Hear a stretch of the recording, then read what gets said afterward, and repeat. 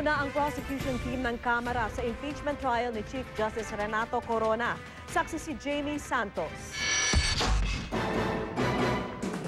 Sa nakaambang pagsisimula ng impeachment trial ni Chief Justice Renato Corona, pinangalanan na ang 11 kongresistang tatayong prosecutor sa paglilitis ng punong maestrado ng Korte Suprema. Ayon kay Congressman Rodolfo Fariñas, makakasama niya sa panel sina House Justice Committee Chair Neil Tupas Jr., Representatives Erin Tanyada, George G. Agabaw, Elpidio Barzaga Jr., Nery Colmenares, Miro Kimbo, Reynaldo Umali at Kakabag-aw. Maliban kay Agabaw, sabi ni Tupas, sila rin daw ang mga tatayusan ng prosecutor noon sa di natuloy na impeachment proceedings laban kay dating Ombudsman Merceditas Gutierrez. Isinama pa rin sa prosecution team si Fariñas kahit hindi siya lumagda sa impeachment complaint laban kay Corona kahapon. Miyembro man ng mayorya, pag-amin ni Fariñas, nag-alangan daw siya sa reklamo. Ang reservations ko mainly is dapat kung let's say TRO, kung ilan sila, kung 8 sila, sila lahat dapat ma-impeach. Kasi collegiate action naman ito. It was not the act of one. Sina Votas Representative Toby Chanco nga nakaalyado rin ng Pangulong Aquino kumalas na sa mayorya. Sa paniwalang minadali o ni railroad daw ang pag-impeach kay Corona. Anya ni hindi nga raw sila binigyan ng pagkakataong magtanong sa caucus kahapon kung saan kinalap ang mga pirma. I will not and cannot try to protect GMA.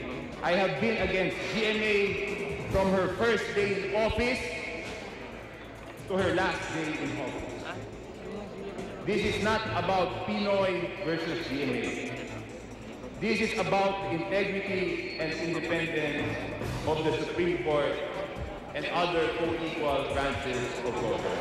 I hope there will be more Representative Toby Chanco in the House so that we can truly say that members of the House are independent and they could resist the pressures coming from the administration. Kabilang naman sa mga pumirma sa impeachment complaint si Marinduque Representative Lord Alan J. Velasco. Anak ni Supreme Court Associate Justice Presbitero Velasco Jr., isang Arroyo appointee. Hirit naman ng minorya sa gitna ng pagdagda ng ilang di kaalyado ng Pangulo sa impeachment complaint, tinakot daw ang ilan na di bibigyan ng pork barrel. Blackmail yung mga congressman using this impeachment complaint na if you do not sign the impeachment complaint, you might not be able to get your PIDA for next year.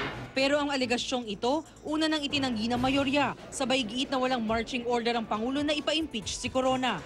Hindi utos, but he is definitely in favor of it. He's, we can say he had been talking about this, no? But he's really our own doing, pero with his full support. Same shall constitute the articles of the impeachment and the duty of the House. Pinsan ng binatikos ang Kamara sa umunoy pag-aapuran nitong iakyat sa Senado ang impeachment complaint laban kay Nooy Pangulong Joseph Estrada. Walang debate o botohang nangyari. Pirmado na raw kasi ang resolusyon ng mahigit 1/3 ng mga kongresista. Tinanggihan din ni Nooy House Speaker Manny Villar ang mga kongresistang nais magsalita, tumutol o komisyon. Ako, wala akong inawat bilang Pangulo. In-impeach ako ng Kongreso kahit na nire-road. Ako si Jamie Santos, ang inyong saksi. Kung nasan po ang balita, ikaw at tangdigan ng katotohanan, magkasama sa pagbalitang walang kinikilingan. Walang pinoprotektahan, walang kasinungalingan, serbisyong totoo pa lamang.